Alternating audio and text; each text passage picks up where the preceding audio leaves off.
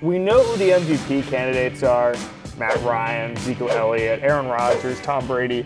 But those players are all super boring, and we don't want to talk about them here right now. They're not interesting, they're not famous. I want to talk about the obscure MVPs, the guys who are getting it done that no one is talking about. Robert Mays.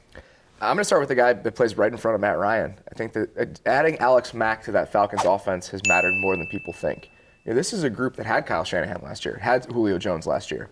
Them getting Mack and having him be a stabilizing force in that run game has really changed their entire offensive lines, and he's been huge for them.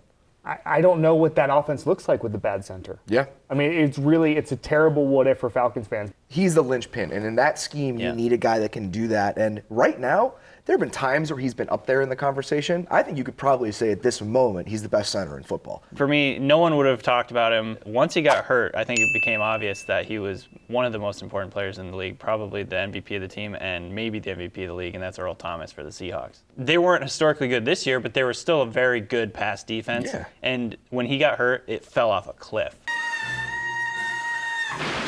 If you don't have him in there, it just crumbles around him. Yep. And I mean, to me, that's sort of the definition of an MVP. He's never going to get that notoriety or whatever. Safeties just don't get that, but that's what makes him a little bit obscure. Obviously, he's like an all-pro player, but I don't think anyone would vote for him otherwise. Yeah. For me, Bill Belichick, every coach says all three phases. No one means it like Bill Belichick. No one puts the effort, emphasis, thought into special teams quite like Bill Belichick. And that's why my obscure MVP is someone who's just really gotten it done for the past 5-6 years. Matthew Slater is the linchpin of the special teams. He's the guy, we talk about hidden yardage all the time. He's the guy catching the punts at the one. There are so many instances. If you were to tally up all the yardage that Matthew Slater has gained for the Patriots in the third phase of the game, it is massive. It is massive. I associate Matthew Slater with the Patriots. When I'm listening off Patriots, Brady, Gronk, Devin McCourty, the guys that are mainstays. And how many punt gunners would you ever say that about? He's the only one.